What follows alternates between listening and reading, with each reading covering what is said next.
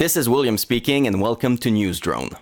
In the UK, a report came out today of a near miss between a quadcopter and a passenger airliner over Essex. The pilot said they came within 25 meters of colliding. Investigators estimate the risk of a collision was high in what is believed to be the very first ever near miss between a passenger plane and a UAV in the UK. The co-pilot told investigators that he believes the quad had been deliberately flown close to his plane. As for the operator of the drone, he was not available for comments, obviously because we don't know who he was.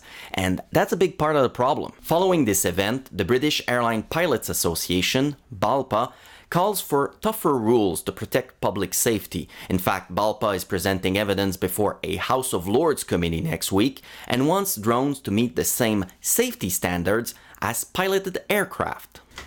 On the other side of the Atlantic, Lisa Raitt, Canada's transport minister, held a press conference this week to unveil this country's new safety guidelines for drones.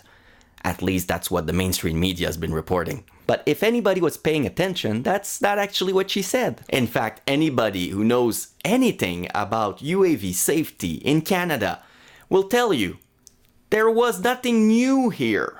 What she actually did was launch a simple advertising campaign on safety, with a website and some visuals to remind Canadians the rules, like don't fly UAVs next to airports, and that you must obtain a certificate if you're using a drone commercially. But don't get me wrong, those are all good things. We've seen an increase in the number of incidents of consumer UAVs close to airports. I've just mentioned one in the UK, so promoting safety, it's a good idea. Yeah, it's true that I like pointing out that journalists are making news out of stuff that's not news.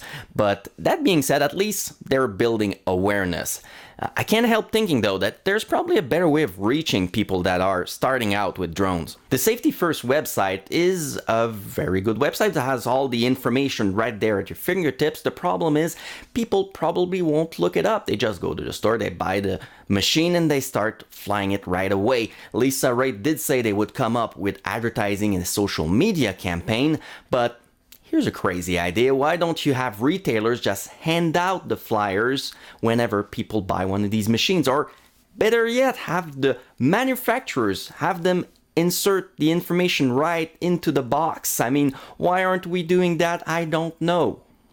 And finally, in Belgrade, there was a drone that disrupted a soccer match between Serbia and Albania during their European Championship qualifier last week.